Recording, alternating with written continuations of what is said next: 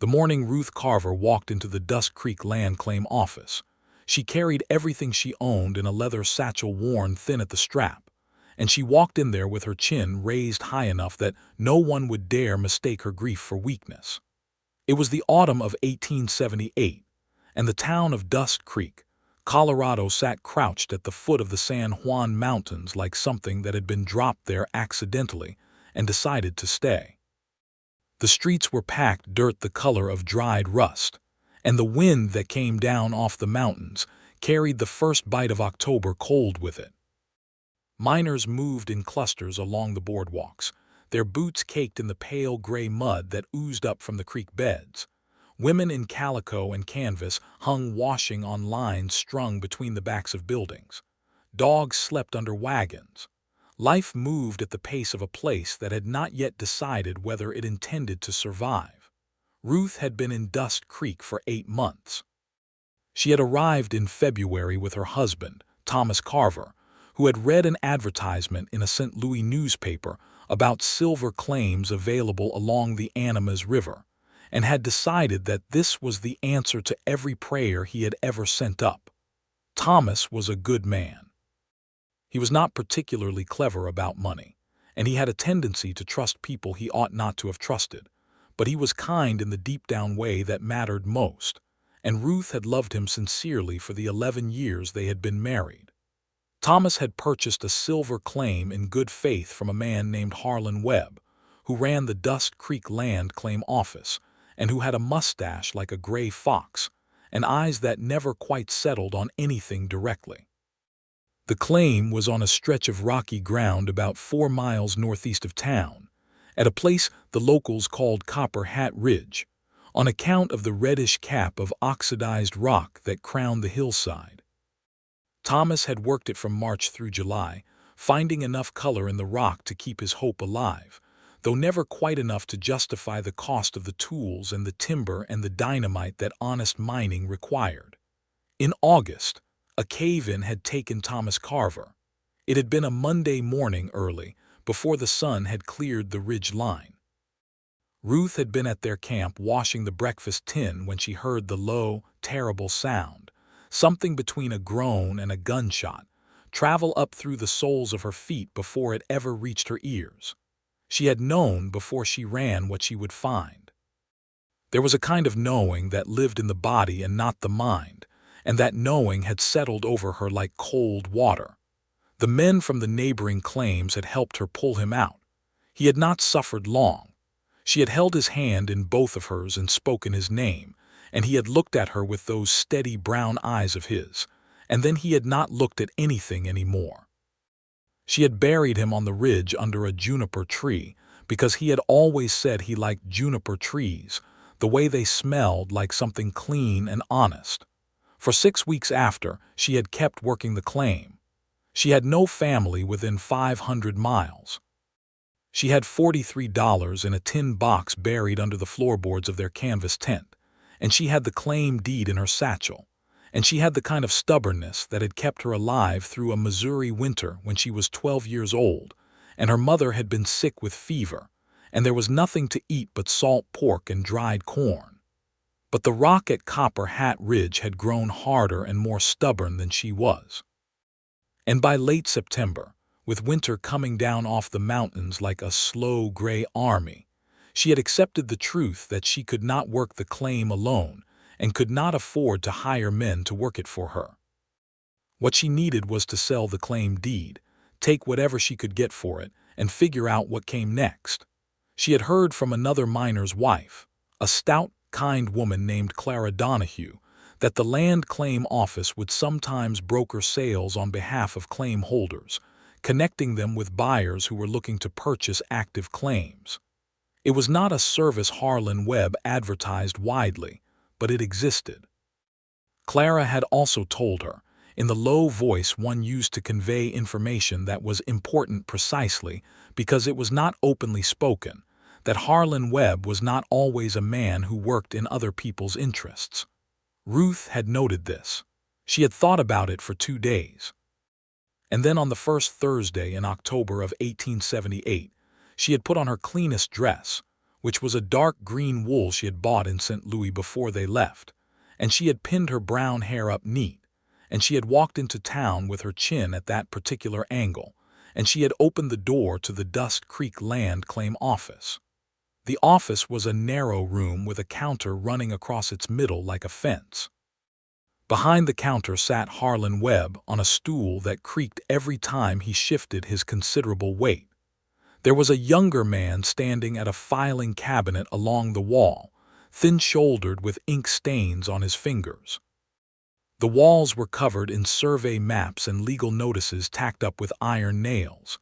There was a coal stove in the corner breathing heat into the small space. The room smelled of tobacco and damp paper. There was one other person in the office when Ruth walked in. He was standing against the wall to her left, a tall man with his hat in his hands, waiting. He was perhaps 30 years old, with dark hair that needed cutting, and a jaw that looked like it had been carved out of the same rock the San Juans were made of. He wore a gray shirt, a leather vest, and trail-worn trousers, and he had the look of a man who spent most of his time outside, which was to say he had color on his face and a quiet, easy way of holding himself that came from years of being responsible to nothing but open sky. His eyes, when they moved briefly to the door as she entered, were dark brown and attentive. Ruth did not think much about him. She was focused on Harlan Webb. She laid her claim deed on the counter and explained her situation plainly. She told Webb that her husband had passed, that the claim was still active in the sense that there was undeniably silver ore in the rock at Copper Hat Ridge, and that she wished to sell the claim and wanted to know whether his office could assist in finding a buyer. Webb picked up the deed and looked at it for a long moment with the expression of a man reading something he had already decided was beneath his consideration. "Mrs. Carver," he said, and his voice had that particular quality of practiced sympathy that is the verbal equivalent of a closed door. "I am sorry for your loss. I truly am, but I am afraid that this deed is not currently transferable." Ruth looked at him steadily. "The deed was purchased and filed with this office in March of this year. It is in my husband's name. As his widow and sole heir, I am the legal holder of this claim. Under the Mining Act of 1872, a surviving spouse inherits a duly filed claim." Webb set the deed back on the counter with a soft tap of his fingers, as though he were patting the head of something small and harmless. "There have been some complications with several of the Copper Hat Ridge filings," he said. "Boundary disputes. It is a matter of pending review, and until that review is resolved, we cannot facilitate the transfer of any claims in that area." "What kind of boundary disputes?" Ruth asked. "Technical matters," Webb said. "Survey irregularities, nothing that reflects on your late husband, of course." "When was this review initiated?" "Some weeks ago. Before or after my husband's death." There was a small, almost imperceptible pause before Webb answered. "I cannot recall the exact date." "I would like to see the documentation for this review," Ruth said. Webb's expression did not change, but something behind his eyes shifted, just slightly, the way a card player's face shifts when the hand he is holding becomes something other than what he had hoped. "I am afraid the relevant files are not currently available for public review, as it is an active proceeding." Ruth felt the anger move through her like heated wire, running up her spine and behind her eyes. She kept her voice level. "Mr. Webb, I have a deed that is legally mine. My husband is dead. I need to sell this claim to support myself through the winter. I am asking you to assist me in doing that, which is a service your office provides." "I understand your situation," Webb said, with a gentleness so studied it felt like an insult. "And I am sorry I cannot be of more assistance today." "Perhaps when the review is concluded." "When will it be concluded?" "These things can take some time," Webb said. Ruth held his gaze for 3 full seconds. Then she picked up her deed, folded it carefully, and placed it back in her satchel. She turned and walked out of the office without another word, because she did not trust herself to speak another word without saying something that would give Webb exactly the kind of excuse he was looking for. The tall man who had been standing against the wall watched her go. Outside, the October wind caught her at the door and pressed her skirts against her legs.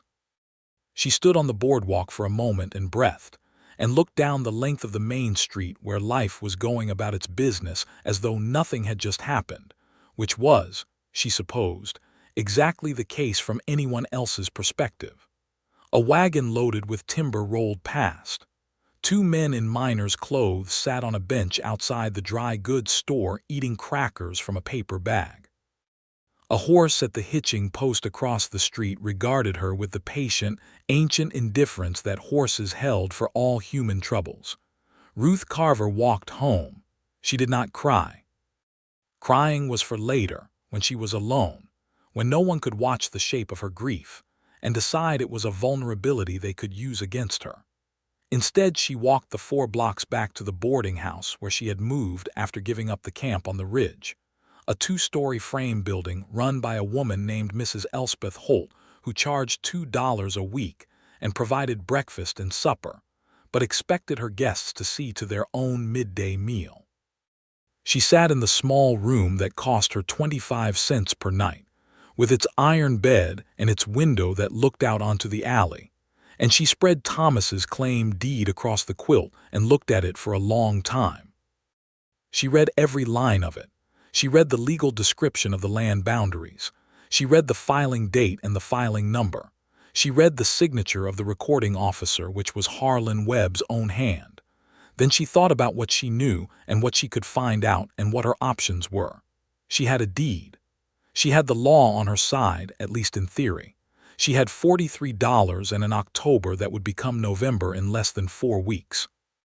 And she had the very clear sense that Harlan Webb was doing something that was not legal and not right, and that whatever he was doing was directly connected to the Copper Hat Ridge claims, and to the fact that she was a widow with no husband, no family, and no one standing behind her to make his dishonesty feel inconvenient. That night at supper, she asked Mrs. Holt about other land claim offices or recording offices in the region. Mrs. Holt, who was 60 years old and had seen enough of Dust Creek to have opinions about most of it, set down her fork and looked at Ruth with the deliberate attention of someone deciding how much to say. "The county recorder's office is in Silverton, Mrs. Holt said.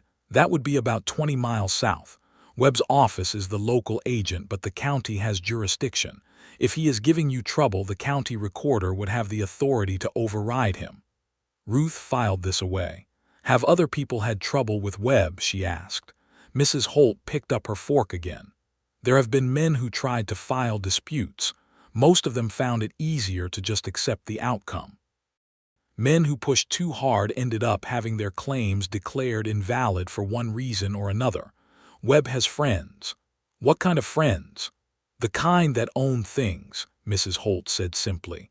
Ruth thought about that long after the supper table was cleared.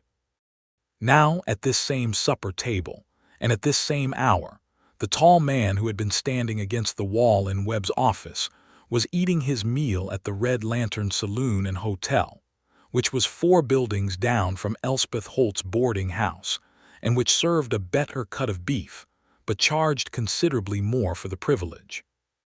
His name was Raymond Warren, and he was 31 years old, and he had been a working cowboy for most of his adult life, coming up through the cattle drives of the early 1870s, before the railroads began to make the long drives less necessary. For the past 3 years, he had been working as a range scout and part-time wrangler for a ranching outfit based out of Durango. A man named Colfax Patterson, who ran cattle on the western slopes, and was always looking for men who knew the terrain and could read the land and the weather with the kind of accuracy that came from pure experience and not from books. Raymond had come to Dust Creek on Patterson's business, chasing down a specific matter involving a water rights claim that Patterson held on a stretch of the Animas River. The claim was being challenged by a mining interest that had applied to divert the water upstream for ore processing, and Patterson needed documentation from the local claim office to support his filing with the county. It was not exciting work, and Raymond had sat in Webb's office for 20 minutes that Thursday morning waiting for Webb's assistant to locate the relevant survey map, which had been filed in the wrong drawer and took a considerable amount of time to find. He had been in the office when Ruth Carver came in. He had heard everything. He had watched her face while Webb spoke to her. He had watched the way she held herself, very still, very controlled, with a kind of fierce internal discipline that he recognized as the posture of someone who had learned that losing composure was a luxury they could not afford. He had watched the way her jaw tightened at precisely the right moments, the moments where a lesser person might have flinched or wept or pleaded. She had not done any of those things. She had spoken with the clean precision of someone who had thought carefully about what they were going to say before they said it. And he had watched the way Webb had looked at her, which was the way men like Webb always looked at women in positions like hers, with that particular combination of false sympathy and absolute confidence that there was nothing she could do about it. When she left, Raymond had stood against that wall for another moment. Then he had picked up his survey documentation, thanked Webb's assistant, and walked out. He had spent the rest of that Thursday afternoon turning the thing over in his mind the way you turned a stone over and over in your fingers until you understood the shape of it. He had his own business, his own matters, his own obligations to Colfax Patterson. He had no connection to Ruth Carver. He did not know her name. He did not know her story beyond the brief outline he had overheard. It was, strictly speaking, not his affair. But Raymond Warren had grown up in Kansas, the son of a woman who had been widowed when Raymond was 9 years old, and he knew what it looked like when a man in authority decided that a woman without a man behind her was a problem he did not have to take seriously. He knew what the consequences of that decision looked like when played out over months and years, and he had a particular, deeply personal reaction to the sight of it that he had never entirely succeeded in talking himself out of. He went to see a man named Francis Delacroix. Francis Delacroix was a semi-retired attorney who had come to Dust Creek with the first wave of mining money in 1874 and had stayed because, as he often explained, the high altitude suited his constitution. He operated out of a small office above the dry goods store, and he was known in town as someone who would give an honest opinion without charging you for the courtesy, as long as you brought him a bottle of something drinkable, which Raymond did. He laid out what he had witnessed to Francis over the better part of an hour, and Francis listened carefully with his long fingers laced together on his desk, and his reading glasses pushed up on his forehead, where they always rode when he was thinking rather than reading. "The Mining Act of 1872, Francis said at the end, is quite clear on the matter of spousal inheritance of mineral claims. Webb has no legal basis for refusing to facilitate the transfer of a duly filed claim on behalf of a surviving spouse. The only thing that could legitimately prevent a transfer is if the claim itself had been legally challenged, which would require a formal filing, which would be on public record." He mentioned a survey review, Raymond said. "Survey reviews are public proceedings," Francis said. "If no public notice has been filed, the review does not exist, and even if it did, it would only delay a transfer, not prevent one, and the delay would have to be bounded by a specific legal timeline, not simply left open at Webb's convenience." He paused. "The question is what the woman knows and whether she has the resources to press it." "I do not know either of those things," Raymond said. "I do not know who she is." "You could find out," Francis said, with the mild, unhurried tone of a man who considered it perfectly natural to suggest such things. "If the claim was filed in this office, the name is on public record. You said the deed showed a March filing date for a Copper Hat Ridge claim, Thomas Carver, deceased. That is enough to locate the filing." Raymond looked at his hat on the desk. He turned it once. He was not an impulsive man. He did not, as a general rule, insert himself into situations that were not his to be in. But the image of that woman walking out of Webb's office with her back straight and her satchel in her hand, and absolutely nothing resolved, kept returning to him with an insistence that he found difficult to argue with. "Tell me what she would need," he said, "to make this work," Francis told him. By the time Raymond walked out of Francis Delacroix's office, the sun had gone down behind the mountain, and the main street of Dusk Creek was lit by the yellow windows of its saloons and the blue-white light of October stars. He stood on the boardwalk for a moment and breathed the cold air and thought about what he was going to do tomorrow morning. He was going to go back to that claim office with something different in his hand. Ruth Carver woke on Friday morning to the smell of Mrs. Holt's coffee, which was strong enough to warrant its own category of experience. She dressed carefully, ate her breakfast in the dining room while a pair of miners at the other end of the table discussed the relative merits of two different types of ore assay equipment, and then she sat with her coffee and thought through the day ahead. She had decided on the county recorder's office in Silverton.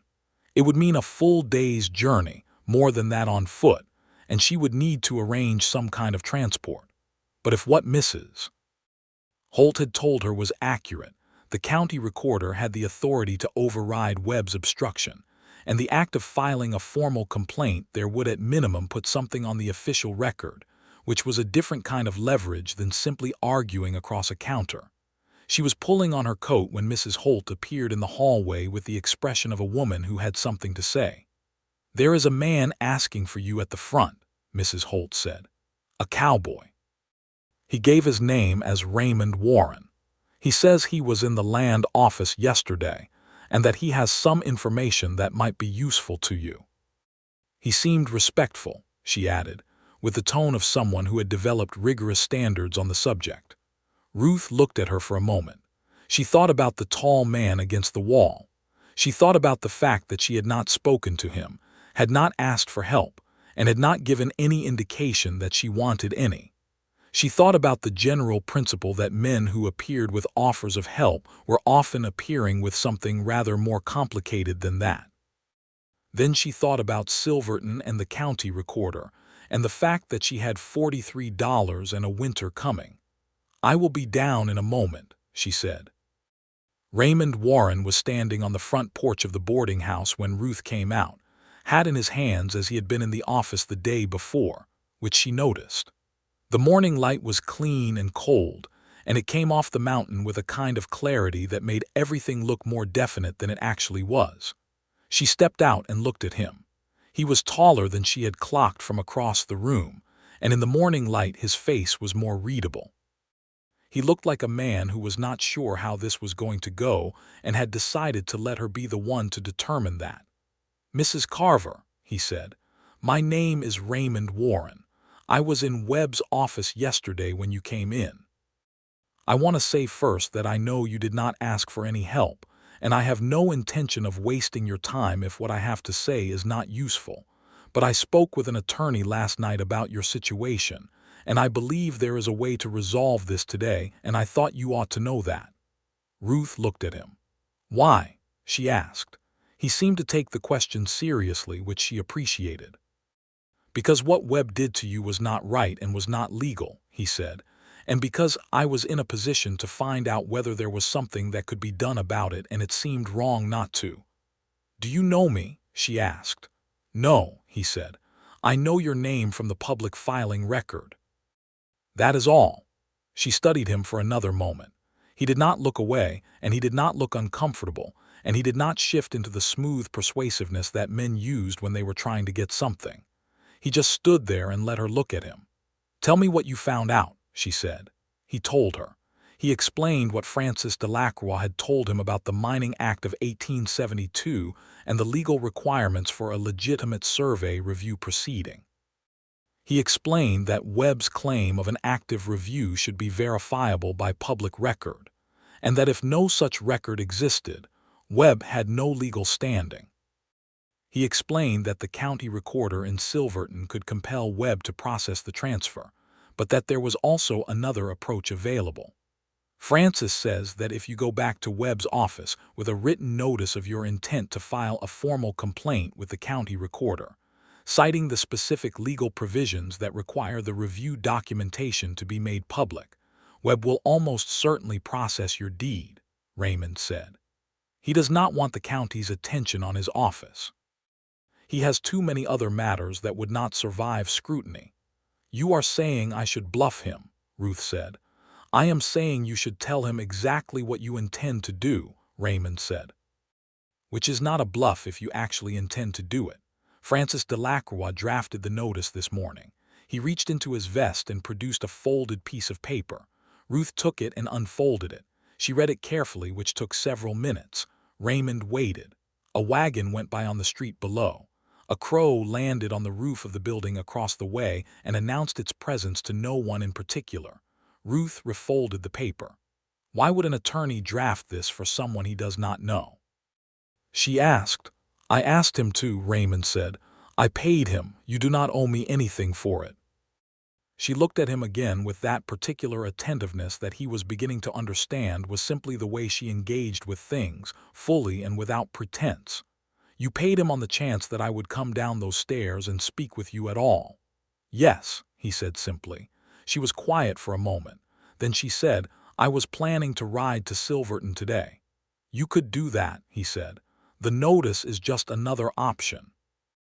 It is a better option, she said, acknowledging this without pleasure exactly, more the way you acknowledged a fact because ignoring it would be foolish. Using the notice today means I have the remedy in my hands today instead of in 2 days. If Webb refuses to comply with the notice, I still have the Silverton option. That is how Francis saw it, Raymond said. Will you come with me to Webb's office? She asked. It was a direct question with nothing equivocating in it. Not to speak for me, to witness. Yes, Raymond said, if you want that. I want that, she said. They walked to the land claim office together. It was not yet 9 in the morning, and the street was still relatively quiet, the cool air carrying the smell of wood smoke and pine sap and the distant metallic scent of the mines. They did not talk much on the walk, which was only about 4 blocks, but it was not an uncomfortable silence. It was the silence of 2 people who were focused on the same thing and did not need to fill the space between them to make it manageable. Harlan Webb was behind his counter when they walked in. His assistant was there again at the filing cabinet. Webb looked up and saw Ruth first, and his face composed itself into that same expression of practiced sympathy it had worn the day before. And then he saw Raymond behind her, and the expression shifted slightly, becoming something more guarded. Ruth placed the folded notice on the counter. Good morning, Mr. Webb, she said. I have brought a formal notice of my intent to file a complaint with the county recorder of San Juan County regarding the processing of my claim deed.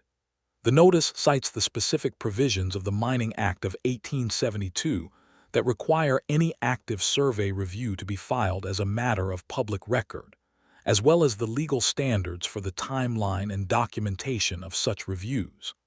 I am asking you to review this notice and then to process my claim deed transfer today. Webb unfolded the paper. He read it. He read it twice. Raymond watched his face the way you watch the sky over a mountain range, looking for the specific quality of change that told you what was coming next. What came next surprised even Raymond a little, because it was actually less dramatic than he had anticipated. Webb set the notice down and looked at Ruth with an expression that had shed most of its theatrical sympathy and replaced it with something closer to a plain business calculation. I will need to pull your filing, he said, and his voice was flat and neutral in a way that was actually a concession. Of course, Ruth said. It took 40 minutes. Webb's assistant pulled the filing. Webb produced a review register that showed, when examined closely by Ruth and by Raymond standing behind her shoulder, that no formal review proceeding had been filed for the Copper Hat Ridge claims. Webb did not explain this discrepancy. He did not offer an apology. What he did was process the deed transfer authorization with the careful efficiency of a man who had determined that the cost of further resistance exceeded the benefit. When Ruth Carver walked out of the Dust Creek Land Claim office at 37 minutes past 9 on that Friday morning, She had in her satchel a transfer authorization that was legally valid and county recognizable, and that entitled her to sell the Copper Hat Ridge silver claim to any willing buyer at a price she determined. She stood on the boardwalk and let out a breath that she felt she had been holding since Thursday morning. The mountain air hit her lungs like cold water, and she stood very still for a moment with the sun on her face and her eyes briefly closed. "It worked," she said, not quite to Raymond, mostly to herself. "It worked," Raymond confirmed, standing beside her. She opened her eyes and looked at him. "Thank you," she said, and her voice had lost the careful, measured quality it had held all morning. It was warmer now, more her actual voice, and it surprised her a little to realize how different it sounded. "I would have found my way to Silverton, and I would have gotten there eventually, but you saved me time I did not have a great abundance of. I am glad it was useful," he said. They stood there on the boardwalk for a moment in the morning sun. A group of miners went past talking loudly about something involving a card game. The crow from the roof across the street appeared to have followed them, or perhaps it was a different crow. It was hard to say with crows. "Do you have other business in Dusk Creek?" she asked. "Or are you passing through?" "Passing through, mostly," he said. "I had a water rights matter at Webb's office yesterday. I have what I came for. I was going to ride back to Durango this afternoon." She nodded. She looked at the authorization in her hand. She thought about what it was worth and what she needed to do with it. Finding a buyer for the claim was the next step, and it was not necessarily a simple one. She would need to make inquiries, place herself in front of people who had money to invest in a silver claim with genuine ore on a ridge that had already proven productive. "May I ask you something else?" she said. "Yes," he said. "Do you know anyone looking to buy a silver claim, or anyone who might know such a person? I am not asking you to do more than tell me if such a connection exists. The rest I can manage." Raymond thought about this.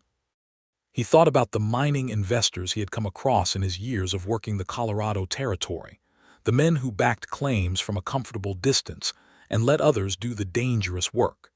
He thought about a man named Albuquerque Tom Sherwood, who was not from Albuquerque at all but from Cincinnati, Ohio, and who had moved to Durango 3 years ago with a significant amount of capital and a significant appetite for silver speculation. "There is a man in Durango," he said. "I cannot guarantee anything, but I know he is looking, and Copper Hat Ridge is the kind of claim he would consider. Would you be willing to pass my name along to him?" she asked. "And the specifics of the claim." "I would," he said. They looked at each other in the morning sun. She had a quality about her that Raymond found himself noticing more carefully now that the formal pressure of the situation had eased, something honest and present in the way she occupied herself. She was perhaps 28 or 29 years old, he thought. Not beautiful in the theatrical way that women in paintings were beautiful, but genuinely good-looking in the way that meant something more, that came from the proportions of a face that had character in it and eyes that were alert and specific, the kind of eyes that looked at things and actually saw them. "My name is Ruth Carver," she said, with a small smile that acknowledged the mild absurdity of introducing herself to someone who had already spent 2 days solving problems on her behalf. "I know," he said, and smiled back, and it was a good smile, the kind that arrived without performance and left an impression. "How long does the ride to Durango take?" she asked. 7 hours if the trail is good," he said. "A day's ride." "When you speak to the man about the claim," she said, "tell him that the ore assay from July showed 18 ounces of silver per ton of rock. That is better than most of what is being worked on the eastern face of the range right now." "I will tell him that," Raymond said. He left that afternoon. She watched him from the window of Mrs. Holt's dining room, where she had sat down with a cup of coffee and her thoughts, as he rode out of town on a dark bay horse that moved with the easy, ground-eating stride of a well-conditioned animal. He rode south, toward Durango, and she watched him until he was past the edge of town, and then the road curved and the trees took him. She spent the next week making inquiries of her own while she waited. She spoke to the assay office about the July records. She spoke to a mining engineer named Otto Faber, who had examined the Copper Hat Ridge Formation in the spring, and had opinions about its long-term productivity that were, on balance, optimistic. She wrote these things down in a small notebook she had kept since Missouri, where she had always written things down because it helped her think. She also thought about Raymond Warren more than she strictly needed to, which she acknowledged to herself with the particular honesty she applied to most things. She thought about the way he had stood on the porch and said that what Webb had done was not right and was not legal, in exactly those words, without embellishment or drama. She thought about the fact that he had not attempted to speak for her in the office but had simply stood behind her and watched, which was precisely what she had asked for. She thought about his smile when she had introduced herself by name. It was not a complicated thought process. She was a woman who had loved a good man and lost him 2 months ago, and grief was still very much a presence in her daily life, something she carried with her like a stone in her coat pocket, always there, always felt. But Ruth Carver was also a woman with a great deal of practical intelligence, and that intelligence told her that her response to Raymond Warren, the slight warmth that came when she thought about him, was a real thing and not something she had imagined. She filed this information away, honestly and without hurry, and returned to the business of her claim. 11 days after Raymond rode south, a letter arrived at Mrs. Holt's boarding house. It was addressed to Ruth Carver in a neat, careful hand on paper that had been folded 3 times. She opened it at the dining room table with her morning coffee. The letter was from Raymond Warren. It was brief and businesslike in its opening, informing her that he had spoken with Tom Sherwood in Durango, and that Sherwood was genuinely interested in the Copper Hat Ridge claim. Sherwood was willing to offer $420 for the claim outright, based on the assay figures Raymond had conveyed, or alternatively, a 15% royalty arrangement on production over 3 years. He was willing to discuss either option in person. He was also willing to come to Dust Creek if that was more convenient for her. Ruth read the letter twice. $420 was significantly more than she had hoped for. It was enough to last her through the winter, enough to cover transportation, enough to give her options. In the last paragraph, Raymond had added, in the same neat hand but with a slightly different quality to the letters, as though the tone had shifted even though the handwriting had not. I hope the week has treated you better than the weeks before it. I find myself thinking about how the thing came out, and hoping that it is the beginning of something better for you rather than just the end of something difficult. If you do come to Durango to meet with Sherwood, I would be glad to show you the town, if you would like that. Ruth set the letter down and looked at it. Then she picked up her pen.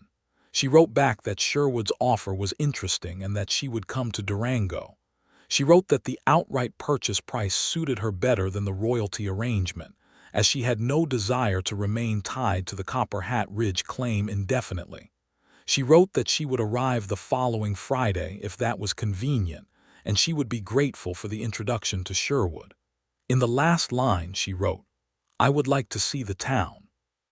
She sealed the letter and sent it with the next mail rider heading south.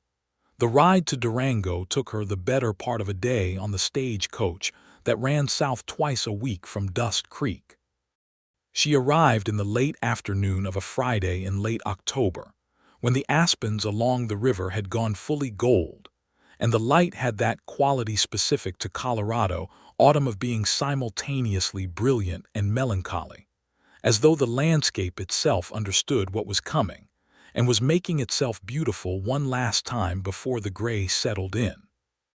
Durango was larger than Dust Creek, newer in some ways and more established in others, the kind of town that had made a definite decision to survive. It had a proper hotel and a bank with a stone facade, and a newspaper office from which the sound of a hand press could be heard at intervals.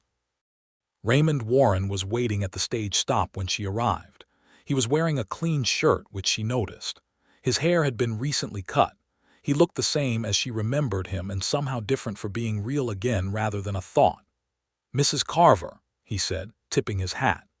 "Mr. Warren," she said, and stepped down from the stage onto the packed earth of the street.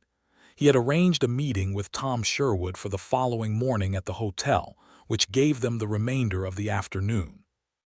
He walked with her through the town as he had offered to do, showing her the particulars of Durango in the October light, which involved the river and the mill and the two main streets and a bakery that produced, in Raymond's opinion, the best pie in the San Juan basin.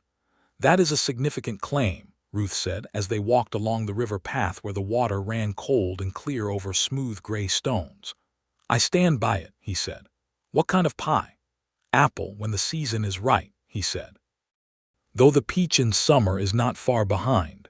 She laughed, and it was a real laugh, surprised out of her, and she could hear herself that it was the first one she had produced in quite some time.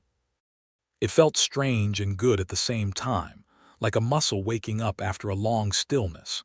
He looked at her when she laughed with an expression she could not quite name, but which had something attentive and pleased in it. They walked for an hour along the river, talking about things both practical and not.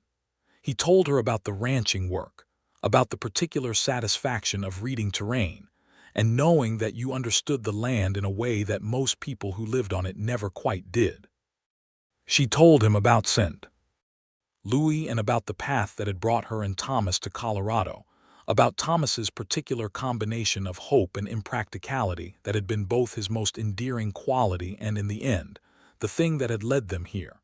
She spoke about Thomas carefully, with honesty, without performing either grief or recovery. Raymond listened in the way he did everything, with full attention and without hurrying her. "He sounds like a man who believed in things," Raymond said, when she had finished. "He did," she said, "sometimes more than the things warranted, but yes," she was quiet for a moment. "He believed in me more than almost anything, which is not a small thing." "No," Raymond agreed. "It is not." The October sun dropped behind the mountain at its characteristic abruptness, and the air went cold quickly, and they turned back toward the town. The bakery was still open, just barely, and Raymond bought 2 slices of apple pie wrapped in paper, and they ate them on the boardwalk outside while the lamplighter made his way down the street with his pole, and the stars came out one by one over the dark shape of the mountains. The pie was, Ruth conceded, extraordinary. "You were right about the pie," she told him. "I usually am about the things I am confident about," he said, with a self-awareness that made the statement funny rather than arrogant. She looked at him sideways in the lamplight. "What are you confident about?" He seemed to consider this seriously. "Terrain," he said. "Weather, horses, a few other things." He paused. "I am not always the most confident about people." "You seem confident enough around people," she said. "That is not quite the same thing," he said. She thought about that. "What do you mean?" "I mean that managing yourself around people and actually knowing what is happening between you and them are different skills," he said. "I am reasonably competent at the first one and considerably less certain about the second." She looked at him for a moment with the full attention she brought to things. "You are more straightforward than most men I have met," she said. "That is usually a mark of a person who understands what is happening between themselves and others more accurately than they give themselves credit for." He met her eyes. "That is a generous assessment." "It is an honest one," she said. They stood in the lamplight on the Durango boardwalk for a moment longer than they needed to, and then the cold made itself felt in a way that was no longer ignorable. And they said good night, and she went inside to her hotel room, and he went wherever he was staying, and both of them lay awake for some time thinking about the conversation, which both of them recognized as a significant fact. The meeting with Tom Sherwood went well. Sherwood was a compact, energetic man of about 50, with a sharp, acquisitive intelligence and the particular manner of a self-made investor who had learned to recognize good value quickly and act on it before someone else did. He reviewed the assay records and Otto Faber's assessment and asked Ruth several direct questions about the formation and the access roads and the condition of the existing tunneling, all of which she answered precisely and without embellishment. He offered her $430, having decided in the course of the conversation that she was not the kind of woman you tried to pressure with a lowered number. Ruth accepted $430. They signed the paperwork in Sherwood's hotel room with Raymond as one of the witnesses and the hotel manager as the other. Sherwood wrote her a bank draft on his Durango account, which she could cash at the bank across the street, and he shook her hand with genuine respect, and that was the end of her ownership of the Copper Hat Ridge silver claim. She cashed the bank draft that afternoon and placed the money in the inside pocket of her coat and stood outside the bank for a moment with the October wind on her face, looking at the mountains to the north. She had money. She had the winter covered. She had, for the first time since the August morning on the ridge, something that felt like a genuine future rather than just the next necessary step. Raymond found her there outside the bank. He had not gone far. He had, it seemed, simply been nearby in the way that a person is nearby when they are not sure whether they are needed but want to be available. "It is done," he asked. "It is done," she said. She turned and looked at him. "I do not know how to thank you adequately," she said. "Not in any way that matches what your intervention actually made possible. You did the harder work," he said, walking back into that office knowing he was going to try to do the same thing again. "I had the notice," she said. "You had the spine," he said simply, and not as a compliment precisely but as a statement of observed fact which was somehow better. She looked at him, standing in the afternoon sun outside the bank in Durango, Colorado in October of 1878, with the mountains behind him and the aspens still burning gold along the river and everything in her life just slightly altered from what it had been 2 weeks ago when she had walked into Webb's office for the first time. "What do you do now?" she asked. "After this, where do you go?" "Back to the ranch," he said. "Patterson has a fall roundup coming. I will be occupied with that through the end of November. Then the winter work." He paused. "What do you do?" She had been thinking about this. She had been thinking about it since she had decided to come to Durango, which was perhaps earlier than that, which was perhaps since she had watched him ride south from Mrs. Holt's window. She had been thinking about the fact that she had no particular reason to stay in Dust Creek, which held nothing for her now but Thomas's grave and a room that cost 25 cents a night. She had been thinking about the fact that Durango was larger and more alive and had more possibilities in it, and that she had money enough now to start something, if she knew what she wanted to start. She had also been thinking about Raymond Warren in the way you thought about a person when you were trying to be honest with yourself about what you felt, which was to say she had thought about him with the clear, careful honesty that was simply her nature applied to an unfamiliar situation. "I am considering whether to stay in Dust Creek or find somewhere else," she said honestly. "Durango is a good town," he said. He was looking at her with that attentive expression. "There is more here than in Dust Creek. More opportunity if that is what you are looking for." "It might be," she said. There was a pause. The wind moved the gold aspens down by the river. A horse and buggy rattled past on the street behind them. "I would like to write to you," he said, "if you would allow that." She looked at him for a long moment. "I would like that," she said. He nodded, as though this confirmed something he had suspected but wanted to be certain of. "Then I will write," he said. She spent 3 more days in Durango before riding the stage back north to Dust Creek. In those 3 days, she walked the town more carefully, looking at it with the eye of a person considering whether to stay. She visited the dry goods stores and the boarding establishments, and the hotel and the small school that had been started on the south end of town by 2 women from Pennsylvania, who had come west with their school teachers' certificates and their considerable determination. She ate at the hotel dining room and talked to the woman who ran it, a former ranch cook named Dolores who had the manner and the food to prove it. She saw Raymond on one of those days, in the afternoon.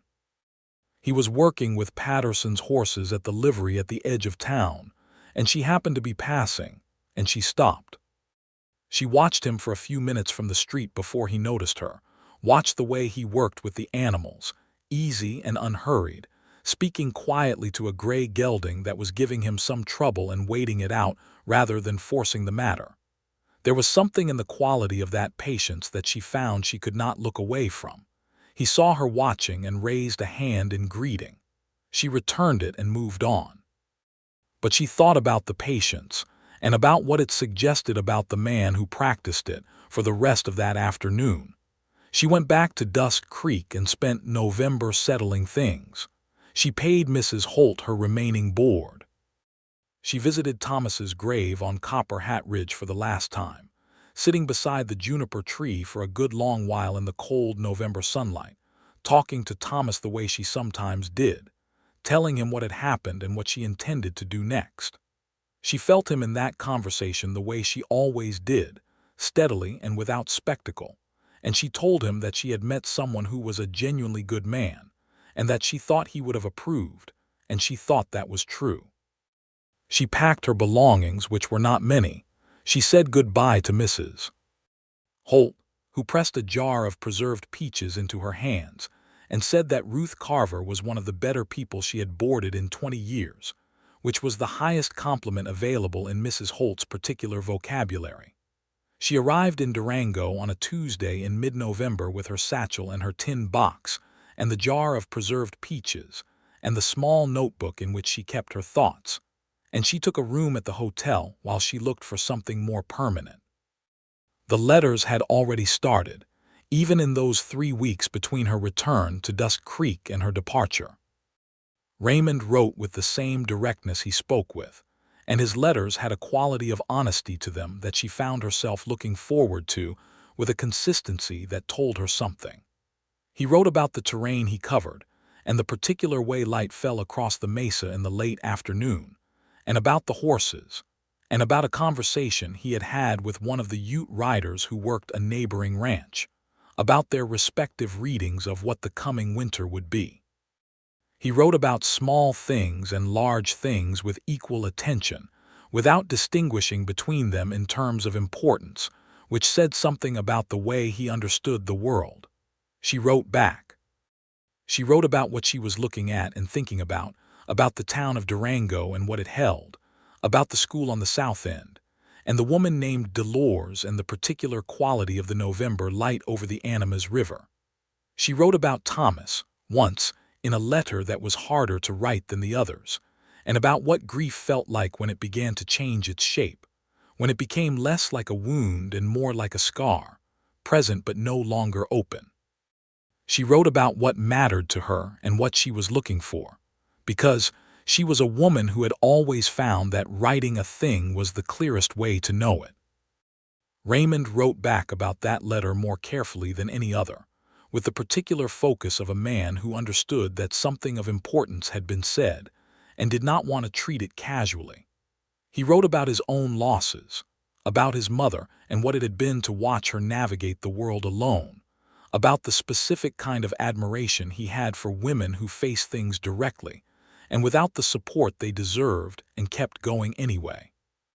He wrote in the last paragraph that he was aware that he had known her for only a short time and that he had no wish to press anything for which she was not ready, but that he found himself thinking about her with a consistency and a warmth that he could not honestly attribute to mere friendship, and that he thought she deserved to know that.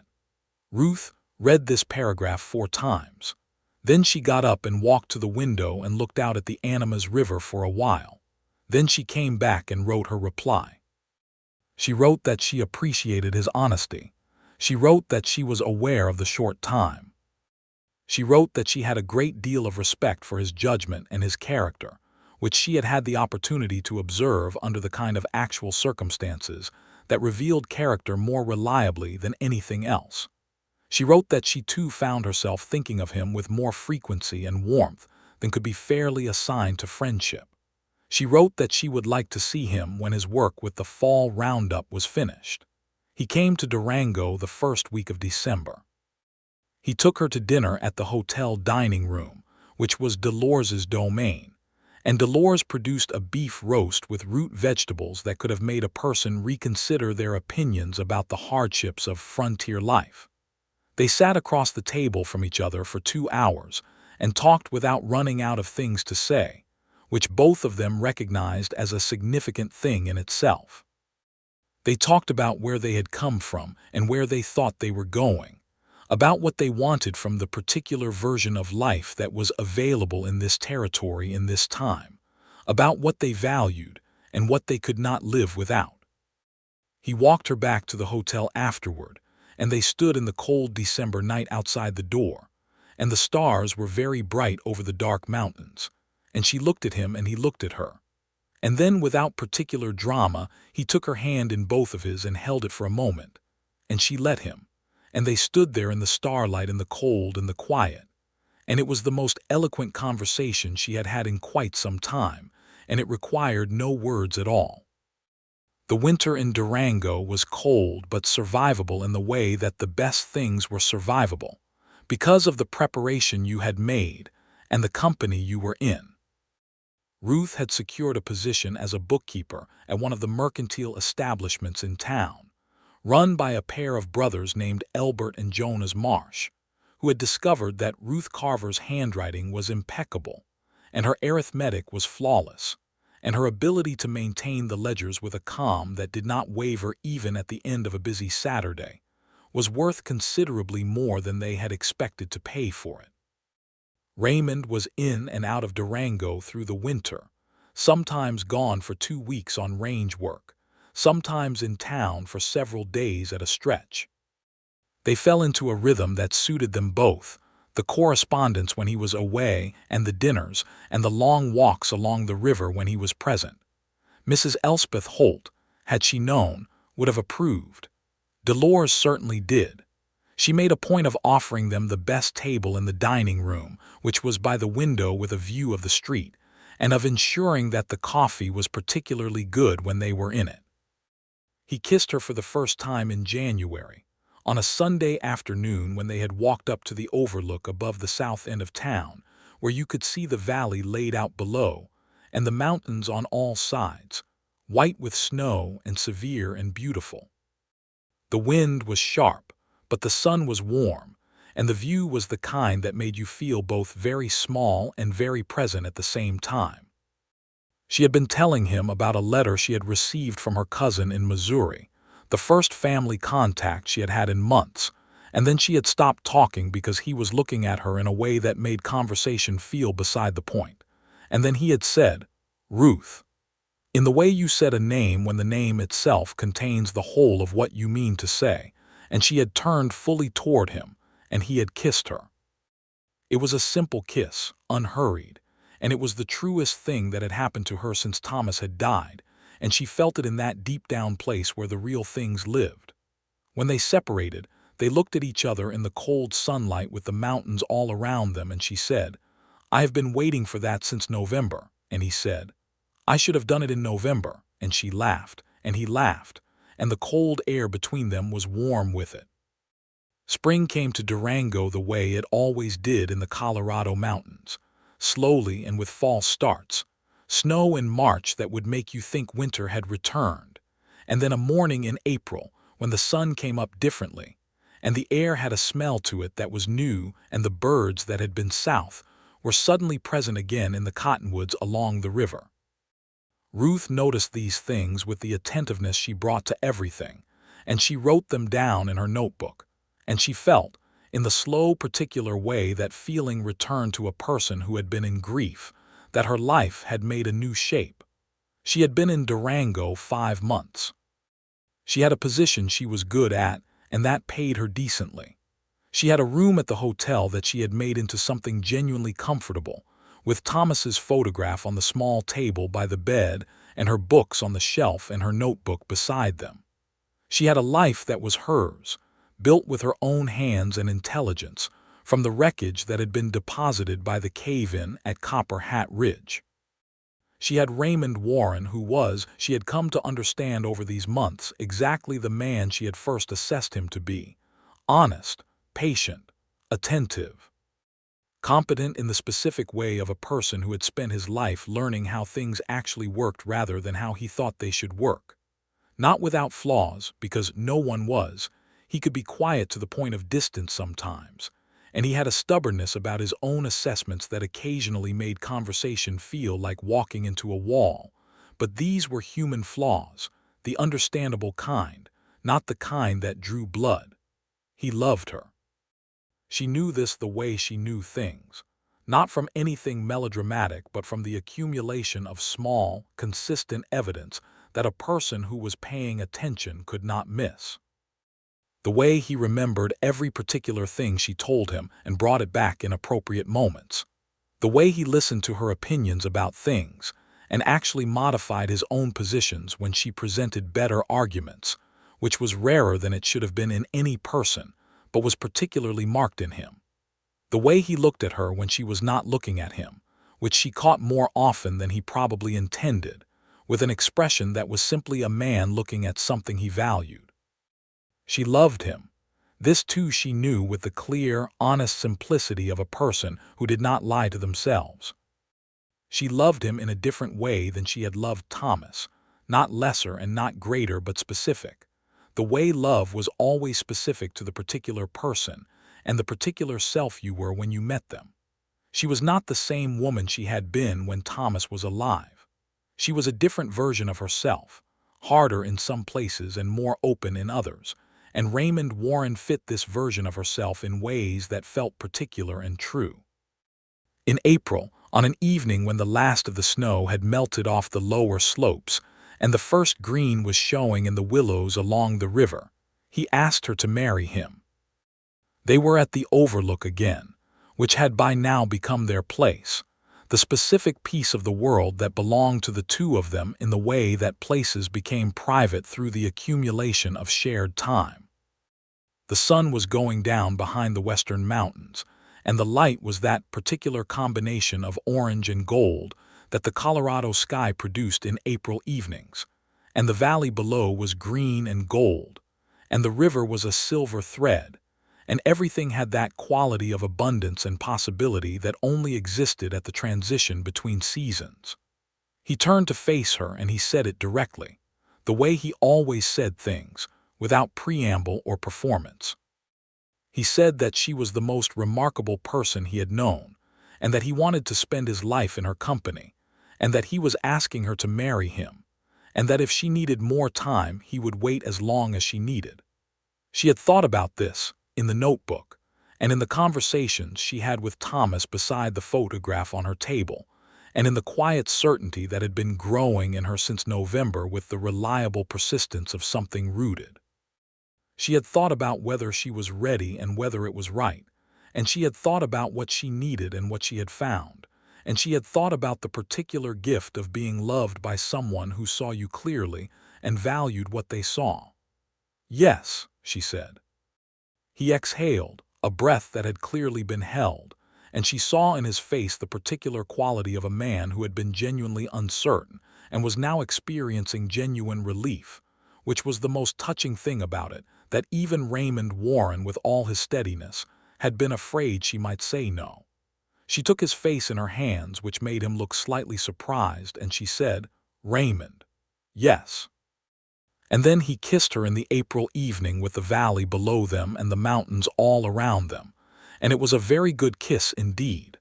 They were married in May of 1879, in Durango, in the small church on the east end of town that had been built the previous year by the First Methodist congregation. It was not a large wedding.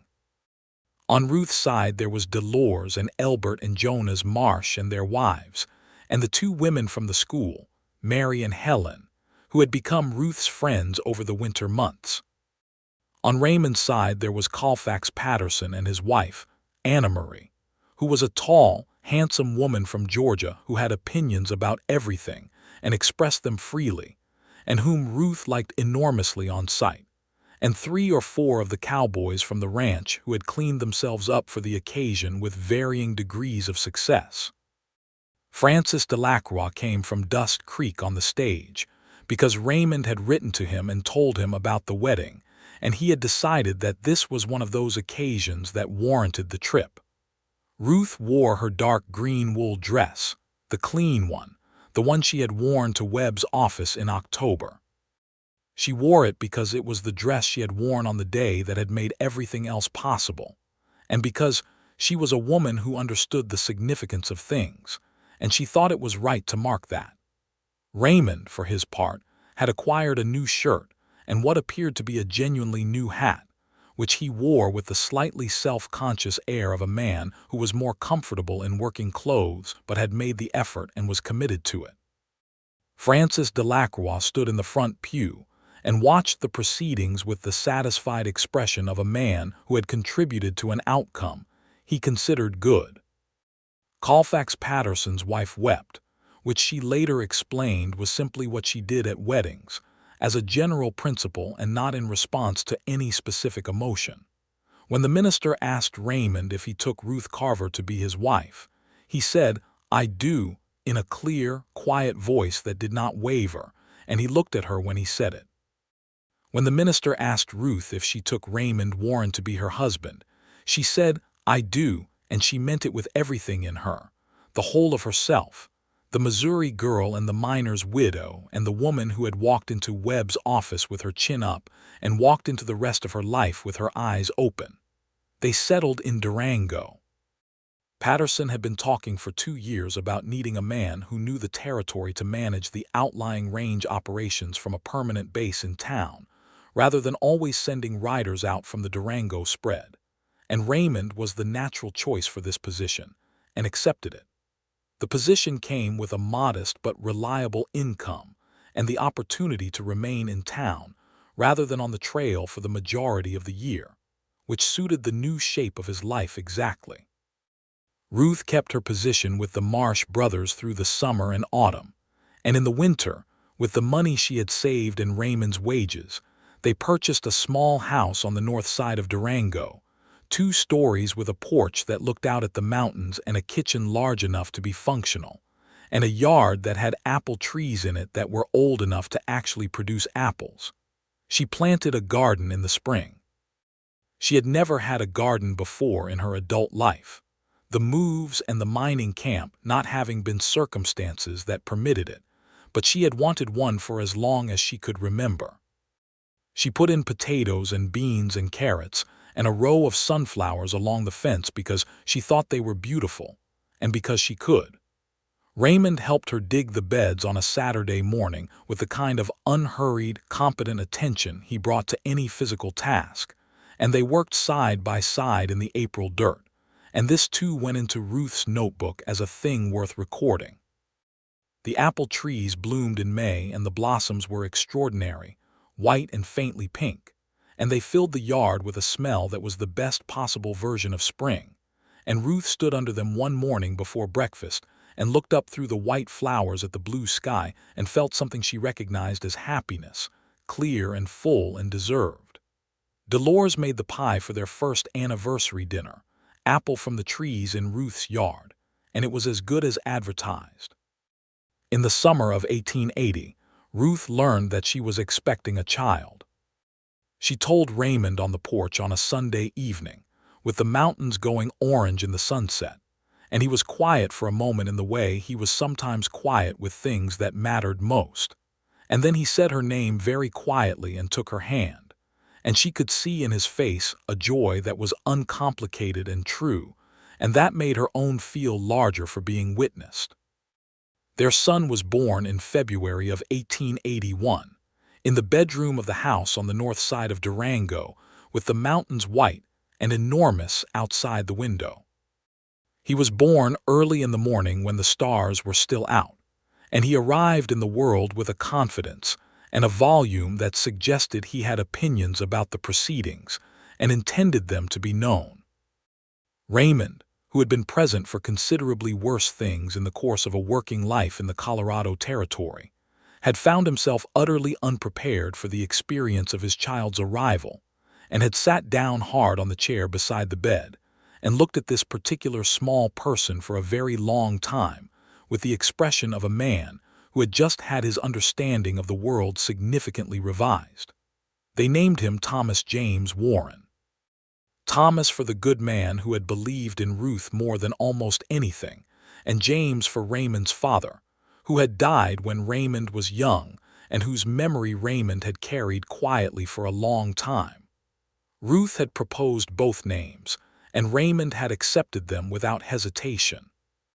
Thomas James Warren was a child of strong opinions and considerable energy, who from his earliest months demonstrated an intense interest in horses, which Raymond took as a mark of sound character, and in the contents of his mother's notebook, which he was forever attempting to get his hands on, and which Ruth preserved with a firmness that amused everyone who witnessed it.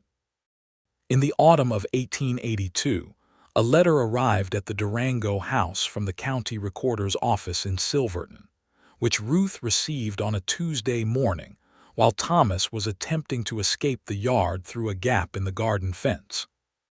The letter informed her that Harlan Webb had been removed from his position as land claim agent for Dusk Creek following an investigation by the county that had uncovered multiple instances of fraudulent claim processing, including the deliberate suppression of transfer authorizations and the collection of unofficial fees that had no legal basis.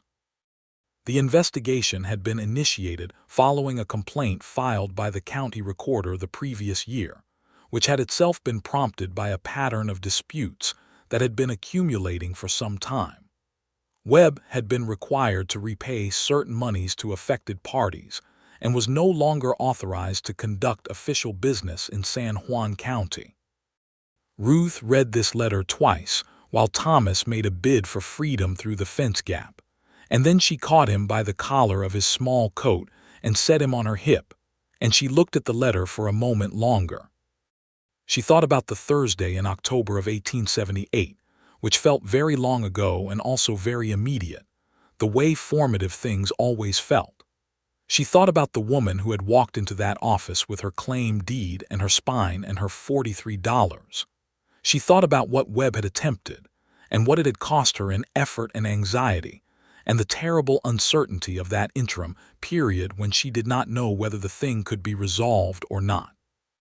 She thought about the fact that there were women who had come before her and after her who had faced the same thing and had not had a Raymond Warren walking into a lawyer's office on their behalf, who had not had the luck of that particular witness in that particular moment, and who had simply lost what was theirs because the system was built in a way that made loss easy for women and made recourse difficult. This acknowledgement sat in her honestly, the way the difficult truths had to sit if they were going to mean anything. The land and the law and the offices and the men who ran them in 1878 in the territory of Colorado were not built for women's benefit, and the particular injustice that Webb had attempted was not exceptional. It was ordinary. It was simply the common practice of men who understood that they could exercise power over women who had no one standing behind them, and who had made a calculation, frequently correct, that those women could do nothing about it. What had changed for Ruth was not the system. What had changed was the specific circumstance of that particular Thursday, the presence of a witness who had both the inclination to act and the access to the tools that action required. And she was honest enough with herself to know that this was a great deal of luck, and that luck was not justice, and that justice would require things that went considerably beyond any individual act of witness. She would teach her son to be that kind of witness. She would teach him to see the thing when it was happening, and to understand that seeing it and doing nothing was its own kind of choice.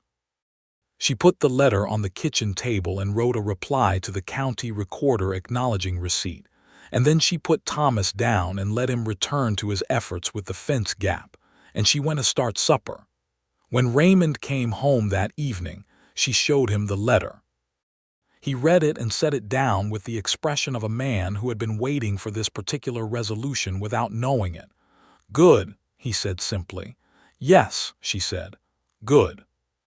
They ate supper with Thomas in his chair and the October light coming golden through the kitchen window, and afterward Raymond took Thomas into the yard to look at the stars, which was their ritual on clear nights, and Ruth stood at the kitchen window and watched the two of them in the yard, the big man and the small boy with his face turned up to the enormous Colorado sky, and she felt the fullness of it, the accumulation of everything that had brought her here.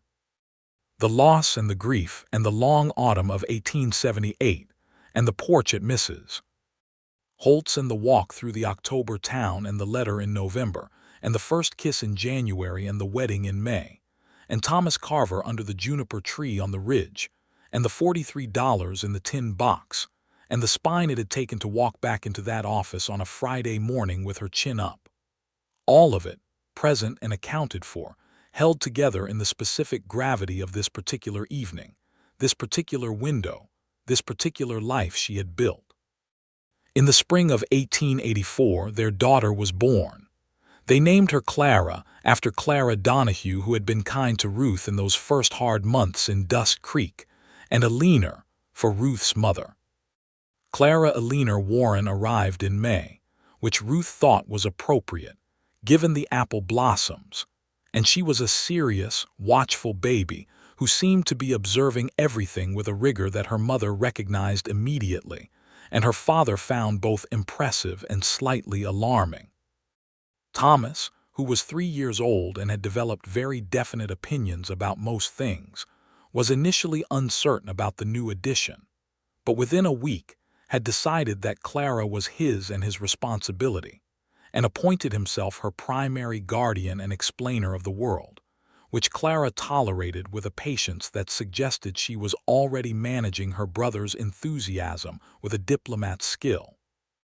Raymond expanded the porch in the summer of 1884 because the house had become the place where people gathered, and the porch needed to be larger to accommodate the gathering. Dolores came on Sunday evenings in the summer months, bringing food and opinions. Mary and Helen from the school came for dinner regularly. Colfax Patterson and Anna Marie came down from the ranch for holidays. Francis Delacroix, who had eventually relocated from Dust Creek to Durango when the Dust Creek business had dried up considerably after Webb's removal, became a fixture at the Sunday dinners and a particular favorite of Thomas's, who had decided that Francis was the most interesting person he knew on the grounds that Francis knew the most words. Ruth kept her notebook. She had filled several by now, and they sat on the shelf next to her books in order, a record of the shape of things, the world as she had observed it with the full, careful attention she had always brought to the particular work of being alive in it. She wrote about Thomas and Clara and Raymond and the apple trees and the mountains and the Animas River and the quality of the light in the different seasons. She wrote about the things that happened and the things she thought about them. She wrote about justice and luck and what it meant to build a life from what you were given, which was never exactly what you needed and never nothing.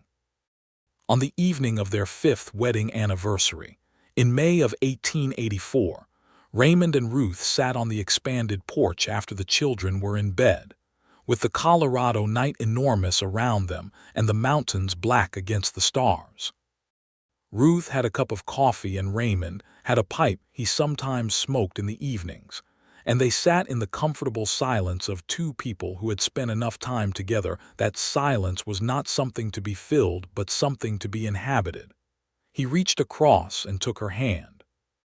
She looked down at his hand over hers, the working hand of a man who spent his life in physical effort, and hers beside it, ink-stained from the ledger work and the notebook, and she thought about all the particular steps that had led to this particular arrangement of two hands on a porch railing in Durango, Colorado, in the spring of 1884. "Do you know what I have been thinking about?" she said.